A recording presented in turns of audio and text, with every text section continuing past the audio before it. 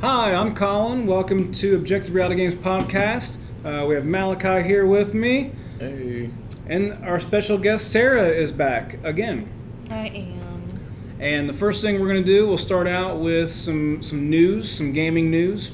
First and foremost, I'd like to let everybody know that Objective Reality Studios has a new update we just added to the Deed of Deception. It is a textural update primarily, so it's got a brand new texture, brand new layout. The billiards room is now stylistically the same as the rest of the mansion, so you'll get a good view of kind of what the style of the game is by downloading that new update that we just put out today. It just went live at 3 p.m. today, and if you haven't got the Steam key and you've got the ability to play VR at home, it is right now only available on Vive, but just reach out to us on Discord, reach out to us on Steam or the website, and just ask us for that Steam key. We love to have some more people testing and just kind of let us know what you think about it.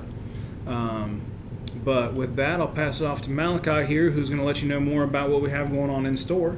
Yeah, I got the important news here. That's right. Yeah, we got some tournaments coming up. We used to do monthly tournaments before COVID, but now we're trying to get back into it again, doing some more stay-at-home online tournaments where people can play from home and we can all have a good time together in these COVID times. And we're doing our next tournament coming up. We got a Minecraft Hunger Games tournament coming up February 12th. Yeah. And we're going to be having that, and it's going to be Minecraft Hunger Games. Excited for that. And we're going to keep trying to do these monthly, different games, hopefully, each month. And in addition to this month, we also have a Rocket League tournament, Duos Rocket League tournament coming up the 19th. We did one last month, and we wanted to just keep doing these Rocket League tournaments monthly because I think it's pretty good to play competitively, honestly. It's a pretty good competitive game. Yeah, so. I love just watching Rocket League. I'm pretty terrible at the game, but it's become my sport. Like, I don't watch football, I don't watch basketball, but I could sit and watch people play Rocket League. Yeah. What was the date on the Rocket League tournament? Do we have that? It is the 12th. Well, Minecraft is the 12th. Minecraft is the 12th. Rocket League is for the 19th. The 19th, you're right. Yes, same month, 19th, February 19th. So February 12th for Minecraft, February 19th for Rocket League. We have our Sara here was part of our Rocket League tournament last go-around. What'd you think? Do you want my honest opinion? Well, yeah. It was terrible. It wasn't that bad. I mean, obviously, right. For our first time, it was rough. Disclosure. Full disclosure. You should be known that we had the Season 14 champion playing in our tournament. So, seemed a little unfair. Yeah, that was crazy. We had the Season 14 grand champion of Rocket League was in our tournament, and he just annihilated everybody. I mean, and of course, that was the first person that I went up against. So I will agree, they thrashed everyone, so the most interesting matches came from the ones that were actually evenly matched. Yeah. I just don't know how you're supposed to find someone else to match that. That's like the ceiling, basically. Well, the second place team came in last night, and we were talking, and he said that there's a way to place people against each other based on skill level. I guess that's calculated within Rocket League somehow. So if we had enough people and we had access to those analytics, we could kind of put people against each other that are in the same league, essentially.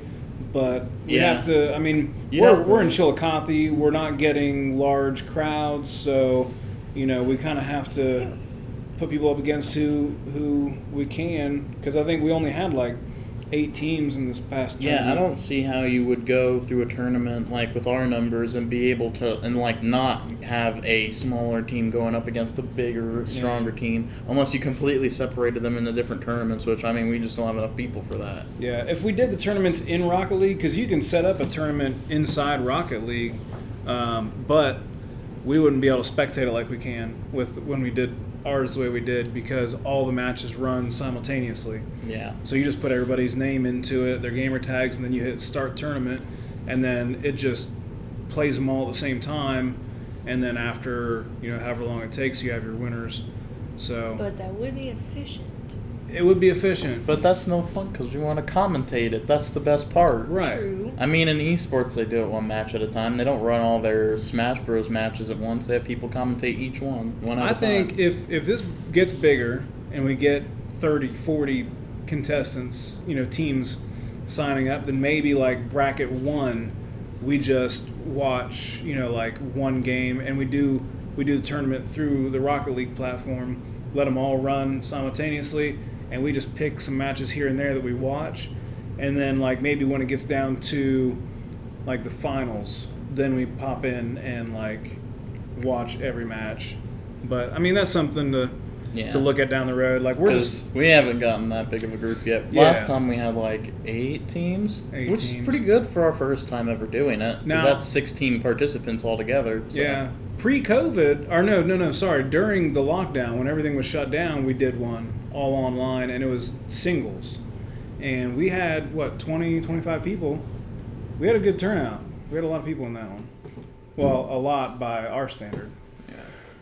But I'm excited for all these tournaments. I mean, you said we already have people coming in for the Minecraft tournament, right? Like 5 people? Yeah, we've got 5 people already signed up for the Minecraft tournament. Yeah, and the max limit is 20, so if you guys want to join in on that, you better get it while you can, because I don't know how long it's going to be open if you already got 5 people, I think we should make that number actually divisible by 8.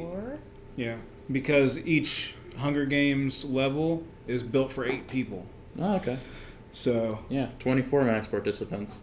24. You heard it here first. We're raising it to 24. Still, Minecraft's pretty popular. I mean, we could pretty easily get filled with 24 participants. So you guys got to get while you can. I think it's just really exciting. I think it's going to be pretty cool to have like item drops sponsored by businesses and kind of tailor it to be just like you're watching Hunger Games, from the movie, where people get these special items dropped to them, and I just think it's conceptually going to be pretty cool. Now, can we deliver on it? Maybe. I don't know. We have technical difficulties every now and then, so we'll see what happens. Either way, it's going to be fun. Mm-hmm. We've never done a tournament where people say that was terrible. I never want to do that again. Even though we had some glitches with the last tournament. Well, okay, Sarah's looking at me saying that's not true because I don't want to do it again. But Sarah's an exception because... That's not true. I would do it again if you do it better. She's a terrible sport. She's a terrible loser. I am not terrible. Everyone else regularly played Rocket League, so it's like you're just kind of at a disadvantage going in. Yeah, you can't pick up a Rocket League controller after not playing for 6 months and expect to win. It just doesn't work like that. I didn't expect to win. Okay, I expected to be able to play and actually, maybe score 1 goal or do anything other than just like watch their point total go up and up and up while I sat there and was like, I don't even know what to do right now. Yeah, the only fair match was you and Trenton, but we accidentally set up a new match already because that was how the bracket was. So everyone saw that. They're like, wait a minute, that's not the right one. I tried to help you. I tried to save you, but it was too late. It was too late for you. Late. But yeah. You guys should check out the tournaments. We're all excited for them. Yep. So go on Facebook, look at the postings, or just head over to the website. We've got it where you can book online through www.objectiverealitygames.com. And I think that's it for the gaming news. We can move right on into our discussion of VR. And the game that we picked for this week is Pistolwhip. Pistolwhip is... I wouldn't say my favorite game, but it's up there. It's cool because it's kind of like if Beat Saber and Super Hot had a baby. Basically, yeah. You got like the stylized characters, just like Super Hot. Everything's kind of low poly, but you're progressing fast and through this level where you've got music. And it's electronic music, a lot like Beat Saber is, and you're shooting these bad guys to the beat. You have infinite ammo, and you just get to feel like John Wick, just blasting people left and right. Oh yeah, that game's super fun. I remember I was really into it when I first played it, and then for some reason I just kind of stopped. I don't know if it didn't have that feeling to pull me back in immediately. I guess that was only because at the time it had a limited amount of songs. But I think they've added like 4 or 6 new songs since I last played. Yeah. There's been a few updates. It doesn't have the replayability that Beat Saber has for sure. But I can say the same thing about Super Hot because I don't really care to play Super Hot anymore either. Right. Know? And I played the crap out of that when it first came. Well, when we first had it. I say you can only play through it a couple, maybe a few times, and then like after that, it's like, well, I've already played through this game. I don't need to keep playing through it. Yeah. I mean, they keep adding songs, but like you said, it's not something that I really care to jump back in and play anymore. Right. I think my issue was, like, when I started playing Pistol Whip, I was playing on normal, and I pretty quickly got into it to the point where I could play pretty much all the songs on hard, so I hit the ceiling already. Yeah. Like, Beat Saber, I started playing on hard, it took me, like, months to get to Expert, and even more time to get to Expert Plus, and I still can't beat, like, half the songs on Expert Plus. Like, I haven't even been close to hitting the ceiling in that game. Yeah. I'll tell you what, though, if you want to watch a funny video, we did a we did a Pistol Whip tournament for Val, Virtual Athletic League, before COVID. Matter of fact, it was supposed to happen the weekend that they shut everything down. Huh. And we had one of our like loyal arcade players, Zeb, was in it. And we had an in-store competition to find our team that was going to play. So we did like an in-store tournament, and then the best players from the in-store tournament were going to be our objective reality team that played in the Val tournament, which had a payout of like $500,000. I remember that, yeah. So he was in it, and he was in here practicing, and his girlfriend took a video of him practicing and spliced it all together through the Apple Movie Maker. And it was pretty hilarious. I think it's actually on our Facebook page or it's somewhere. It's on our Facebook page. Yeah, it's hilarious. I will give Pistol Whip one thing. It is a lot more active than Beat Saber and a lot more exciting, honestly. Like, the first time I played Pistol Whip, like, I was way into it because of that. Because it's just super fun and exciting and you're always moving. And it's a workout. It is. Especially the one time you guys posted the challenge where it was, like, no gun. And you just had to dodge the bullets. Like, that was tough. And it was on hard level specifically. Yeah. And, like, on Black Magic, there's, like, 8 guys that appear out of nowhere and all shoot at you at once. And it's like, well, I'm dead then. Goodbye. Yeah. Yeah. It is more of a workout than Beat Saber is, I think, honestly. I mean, I've been compelled to revisit it at times. It's just like, whenever I see Pistol Whip, I also see Beat Saber, and I'm like, really, really like Beat Saber. Yeah. Whatever it is about Beat Saber, I think Beat Saber gets better songs. You know, they've got more money, especially now that they're owned by freaking Facebook. Right. But they get... Freaking Facebook. I'm still a little salty that they pulled it from Steam. That is sad. But they get cooler content for sure. They get the deals with Rocket League to put the Rocket League music on there. They've got like actual artists putting music up on there. Not that Pistol Whip songs aren't from artists, because right. I mean, still people made it. But I don't know. Out of all of them, Black Magic's probably the best song. That's probably my all-time favorite as a song itself and as a level. Yeah. I don't know. I liked Are You Afraid of the Dark, but I haven't played that one. Or at least I don't remember it. I can't remember half the names of the levels. I just remember Black Magic because it was sticking in my head. That's the only one I remember the name of. About a month ago, they came out with a whole new song pack free. So there's all like 4 or 5 more songs on there now. Yeah, I heard about that. That's one thing Pistol Whip has, is their song packs are free. Yeah. Beat Saber, you got to pay for every single one, and that's like. It's like, I really want to, but that's like, it's like $10 for a Pistol Whip pack. Or for Beat Saber, you mean? Beat Saber pack, yes. Hey, and it's like, I'd probably pay money for Rocket League, probably pay money for the Monster Cat pack, but every other one, I don't know. Green Day is alright. Imagine Dragons also alright. I don't even listen to BTS. That's the new one they got. I don't care. So, like, I don't know. It's been a little hit or miss with the music packs on Beat Saber. I'd rather, like, get modded music. I think that's why people like Beat Saber a lot too, is you can get modded music. Like, well, not really anymore. They took the mod thing off of it. right.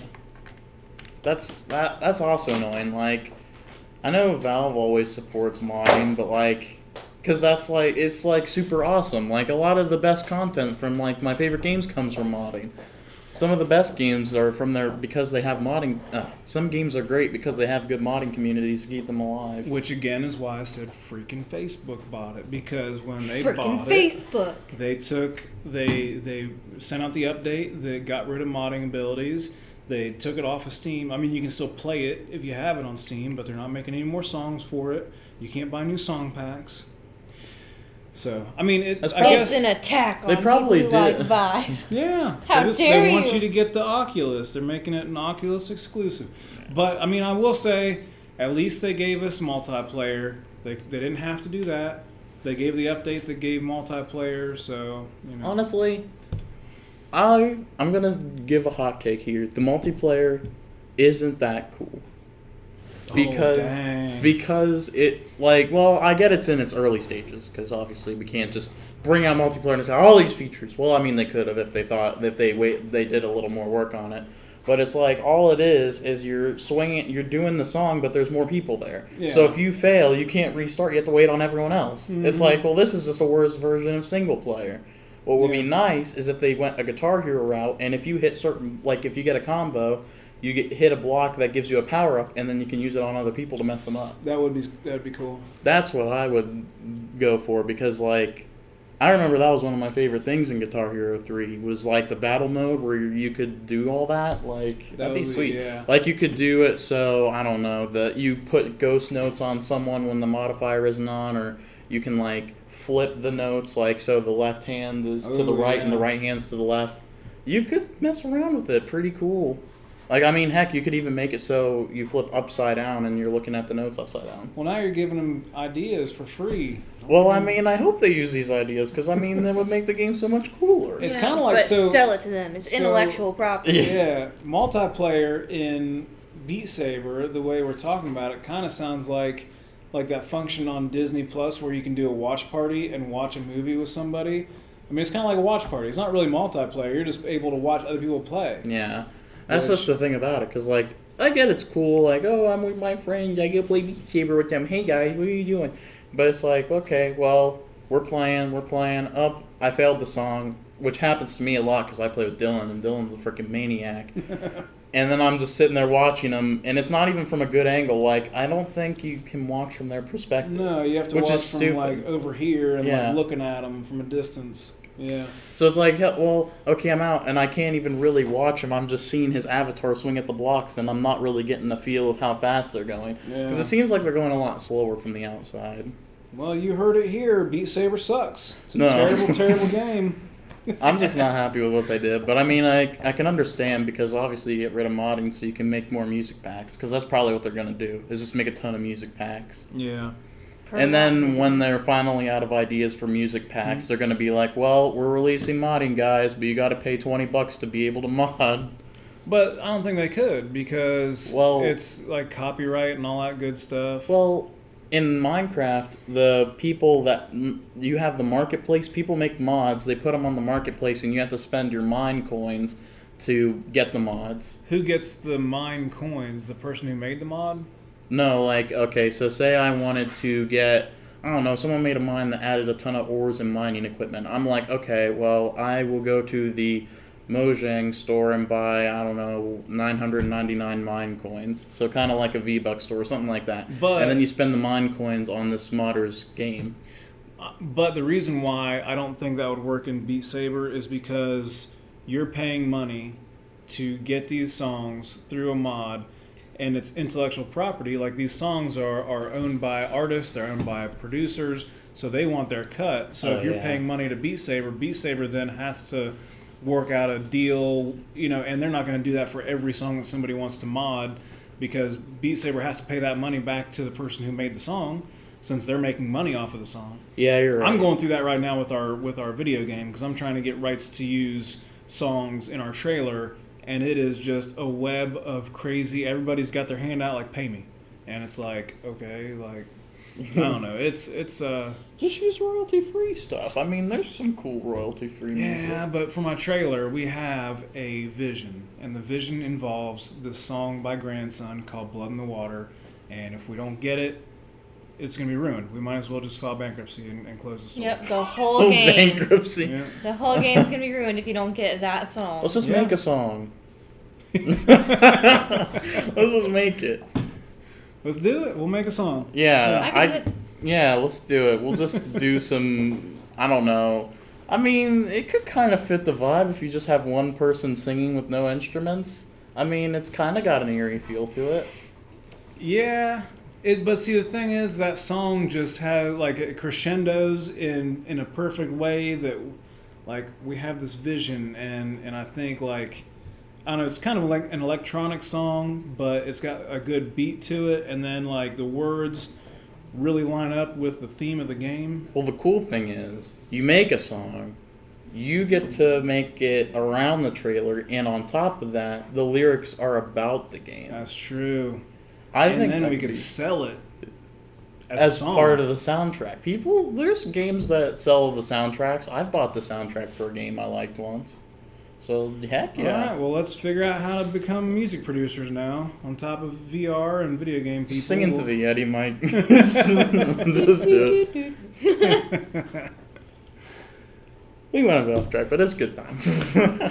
So, okay. Well, that would conclude our segment on VR games. That was Yes. supposed to be about Pistolwhip. That was and supposed to be about mostly about Pistolwhip. Beat Saber. Well, Yeah. they're very related, Yes, honestly. they're very similar. So, like, I feel like if I was going to talk about my Pistol Whip experience, I had to talk about Beat Saber a little bit. But if you Exactly. talk about Beat Saber, you don't talk about Pistolwhip. No, not I really. feel like maybe we did, though. We'd have to go back and listen to it. Yeah, either way. It's my turn to lead up into our next segment because I want to talk about a video game this week. A video game that I just want to spotlight, even though, I mean, it's kind of old now, but, like, it's got a series, and that's Dead Rising, a classic in the zombie genre that was kind of exploding back in the day, honestly. I'll tell you what, though. Right now, like, we watch Markiplier and Jacksepticeye and all them, and they're all doing these, like, throwback weeks. Like, Jacksepticeye just did a throwback where he played a bunch of games from way back. So, I mean, it's relevant because people are doing that right now. Yeah. I mean, I think the best one in the Dead Rising series is probably 2. Because 1 was the, starting point where we were just getting things figured out. Couldn't craft any items, couldn't do much of anything. It's got the whole day system where you only have a certain amount of time to do your tasks, which was, like, super fun idea. And then you get 2 where it expands upon all that. 3 went a little too far, made the map really big, gave you vehicles. The vehicles were kind of cool, but it was a little much. I think 2 was pretty much the perfection point. No one talks about 4. It's all right. Yeah, I only played 2. I didn't play 1, and I didn't play anything after that. I played 2, but I had a good time with it. Like you said, crafting was really cool in that game, and it was open world enough that you had enough stuff you could do to keep you occupied. Oh yeah, like I played through 1, it was good. I played through 3. I didn't even play all the way through it. I got kind of bored of it. But 2, I played through twice because I loved that game. Like, the first time through, I don't think I got the good ending. I think I kind of sucked at it. And I came back again, and I'm like, this time, I'm going to win it. And I'm going to do all the side quests, which, like, is kind of hard, actually. Because when everything's on a time limit, it's really hard to get everything done when it's all over the map. But that's, like, one of my favorite parts about Dead Rising, is that the time limit makes you rush around and it makes the game a little more exciting. Like, the best part about it is, when you don't have anything to do and you're just chilling, like, you can really just do whatever and just kill zombies in a ton of unique ways. Yeah, kill a bunch of zombos. Did they make a Dead Rising movie? I feel like they did. I honestly If wouldn't I'm know. thinking right, they're stuck in this mall, and the woman has a baby that's a zombie, like a zombie baby, because she got bit. Hold on. Zombie Bee? Zombie, yes. I don't know, but that sounds like Dead Rising. They were, in fact, in a mall in that game. Boom. Yeah, they did. Dead Rising, the movie. 30% on Rotten Tomatoes. Yeah, it was a terrible movie. Video game movies aren't typically that great. Hey, have you seen the Resident Evil movies? No. Because Resident Evil movies are awesome. Yeah. I like Resident Evil, but like if I just want to play a chill zombie game, you gotta go Dead Rising. Like one of my favorite things about Dead Rising 2 is the multiplayer, because you could just chill with a friend and play the game together, and it made things so much easier. Resident Evil is just hard for no reason. Like you're always short on ammo, you're always short on everything. Well, I think that's kind of the thing that with that game. I only played 4. And I remember really enjoying it. Yeah, ammo was scarce. That was just kind of the thing about it. You kind of had to be very, very conservative at some points. Which I get. You're in the zombie apocalypse. Nobody's out there working in a factory making ammo anymore because everybody got eaten by zombies. So, what you got's what you got. Yeah. You get what you get. That's the thing about Dead Rising 2, though. You almost always have something on you. Like at all times. Like, there's so many different weapons you can use and stuff. Well, I remember crafting a baseball bat with a chainsaw strapped to the end of it. Yes. And just, like, chopping through people. I thought one of the best weapons was, like, simple. It was, like, MMA gloves, and you attach nails on the end of them. But for some reason, that gave you the ability to roundhouse kick people. Like, for some reason, when he dons these nail gloves, he's like, well, I guess now I can use my feet instead. Makes perfect sense. Yeah, and they, like, killed the bosses, too. They were really good. Like, the bosses in that game are actually kind of interesting. Like, sure, if I were to put the bosses on, like, a tier list, they're probably not high. Like, they kind of sucked. They weren't that great and interesting. You just kind of, I don't know. I don't remember even playing the storyline. I think I just screwed around and killed zombies. It is one of those games. I don't think I ever went after the storyline in that game. One of my favorite things to do in that game when I was done with it was just go around to all the maintenance sheds, because they always gave you a new weapon combination pretty much. They had 2 things that you can combine together. Like, my favorite one to find actually was the rocket launcher. Like, you get a pipe and a firework, and somehow he comes out with like a Gatling gun firework launcher. I'm like, okay. Heck yeah. Yeah, that was super cool. That, and then there was the one where you get a wheelchair and an LMG, you combine them together and you're riding around on a wheelchair with machine guns strapped to it. Yes. Yeah. I remember the way I always got around in that game was just grabbing a janitor cart, and like, it made you super fast because apparently he runs faster when he's pushing something, and you ran over everything and never got grabbed. So the way to travel everywhere was either grabbing a wheelchair and pushing it, or grabbing a janitor's cart and pushing it. I feel like I remember that, yeah. There was that, and you could even get on a tricycle, because the zombies would never grab you off the tricycle, and you just slowly ran them over. Like, any vehicle in that game just made you invincible, which was pretty funny, honestly. Not even vehicles, like a janitor cart you're just pushing. You're not even in it. Yeah, but... Did you ever play Dead Rising? No. I have no idea what it is. I'm getting it from listening to you, but I don't. It's just like open world zombie killing game, and like the whole time you have a time limit. Like, one of the big time limits is like your daughter got bit by a zombie and she needs zombie like virus cure stuff. Like, it doesn't cure her in like forever. It just is like a day thing. You have to keep getting it daily. And like, that's always there, like, constantly while you're doing all your other missions. You just got to find this Zombrex. So you just get it to, and like, if you run out of time, you lose the game. Like, you get the worst ending and she turns into a zombie. But it's pretty interesting, honestly, because like when you first start out, you got to get Zombrex, and like as you're going on, like, you try and weave in a time where you can get Zombrex in between all these other times. You got a whole bunch of other tasks to do. It, like, really makes you plan ahead. Like, okay, this has got to happen, then this, then this, then this, or else I'm going to run out of time for one of these things. It's like if GTA was all zombies. At least 2 was, because it was kind of open world, but there's just zombies everywhere. Yeah. 1 was pretty similar, except it was a lot more bare bones. You couldn't craft any weapons. That, and the bosses were a lot harder because you were a lot more clunky in that game. Like, when you aimed in, you stood completely still and you used the left stick to aim. So like, you couldn't move around at all. I really liked it, but like, it meant like every single fight I went in, I came in with like 8 gallons of orange juice to not die. Which is pretty much how it was in every game, but like a whole lot more in Dead Rising 1, because the bosses were tough in that one.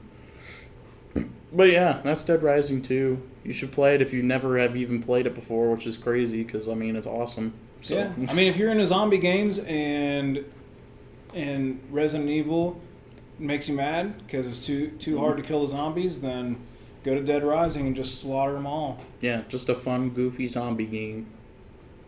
So, Sarah, now that we're done with video games, what did you want to talk about?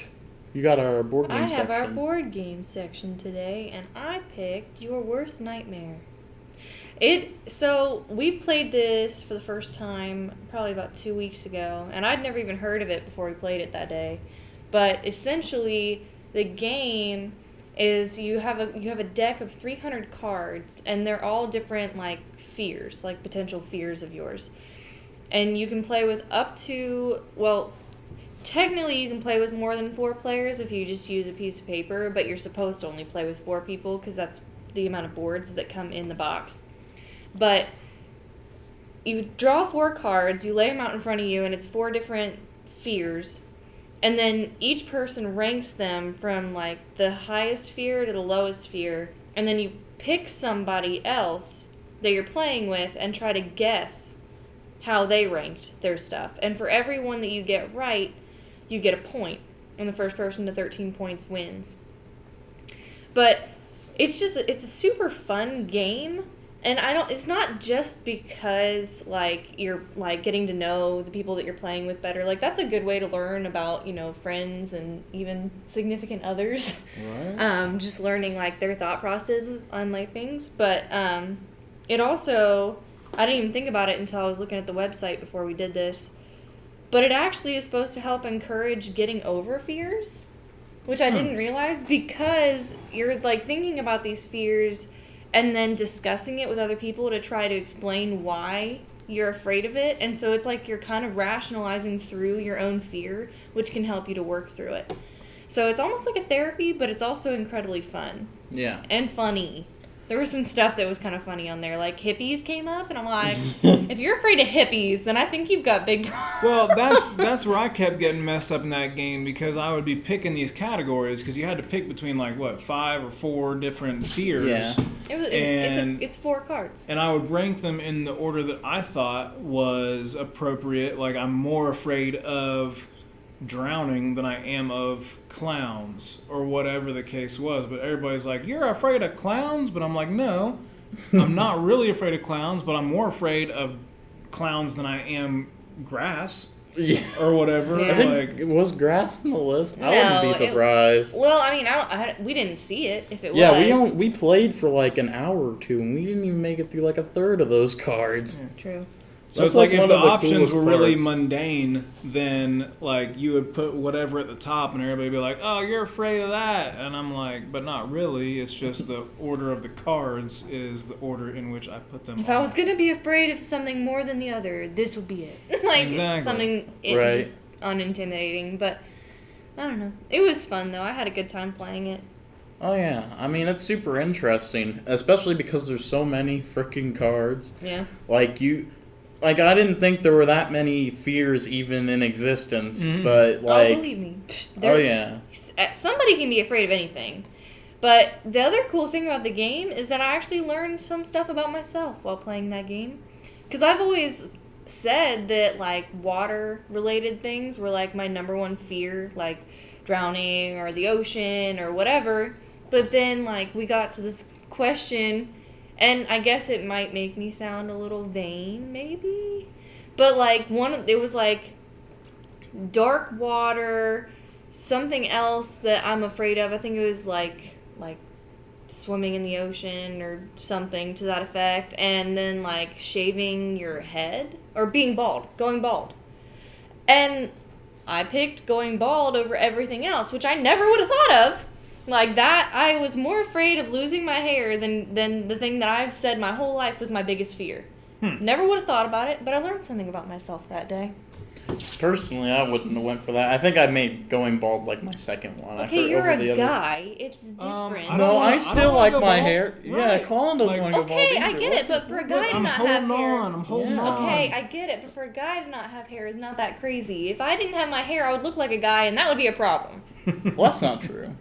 It is true. No. You can wear a wig. Yeah. Or get a hair tattooed on your head. Yep. Hair tattoo. Hair tattoos, baby. That's what I'm gonna do. Seriously, I'm gonna get hair tattooed on top of my head and then just grow out the sides, and then you wouldn't know unless you got real close. But I just won't let people get too close. You have to stay a minimum of 10 feet away from me at all times. It's like, wow, your hair's like really flat. Like, so flat it looks like it's like a part of your skin almost.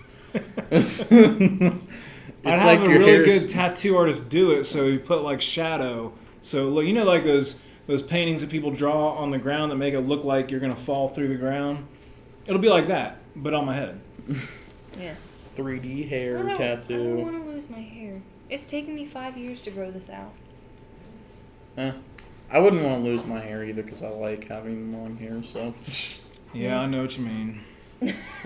Did you used to have the long flowing locks? I actually did in middle And school. he burned the photos. He burned them? I looked ridiculous. I had long hair, but back then, you got to understand, it's the 90s we're talking about. Kurt Cobain era, Right. long hair. But back then, you would leave the top of your hair to about the crown of your head, and then you would shave everything up to there. So it was just this, but it was all long, shoulder length.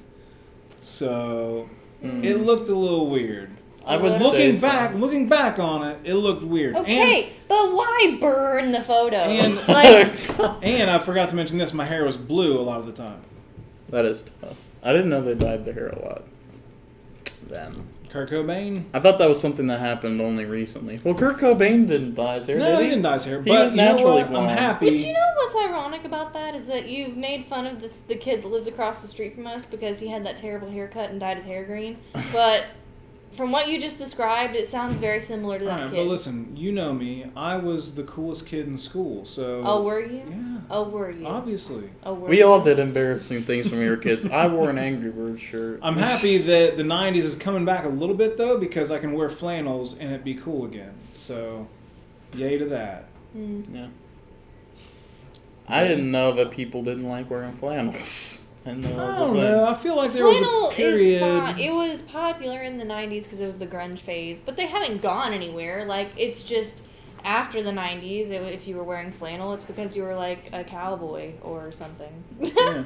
But now A it's, rancher. Now it's like hipster to wear flannels and you're cool. Yeah. Well, I was wearing flannels the whole time I was in middle school, so ha ha ha ha ha. How does it go, fellow kids? Oh, tomorrow's Friday.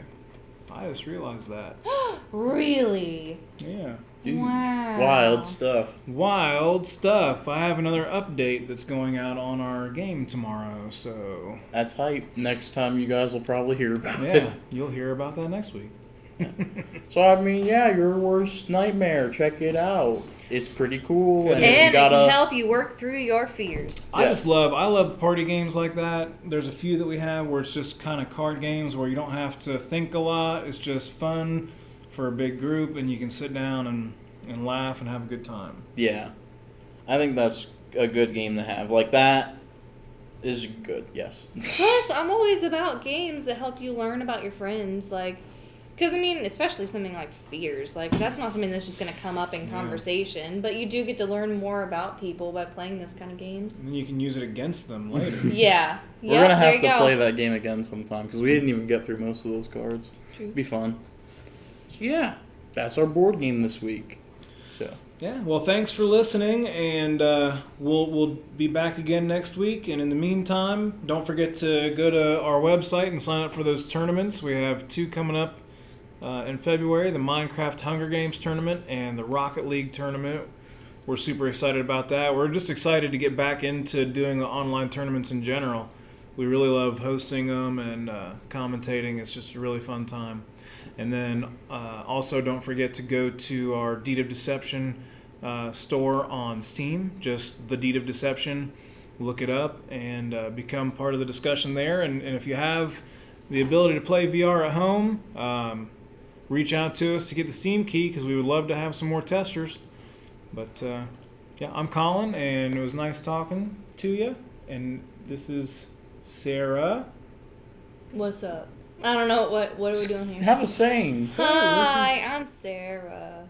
Yeah, and I'm Malachi. I don't know. Don't forget to close It's been a day. Don't count your pizzas before they're hatched. That's what I always Here's say. my saying. Malachi says, don't forget to close your refrigerator. Very important. Boom. Don't want your pizzas to rot. All right. We'll see you next time.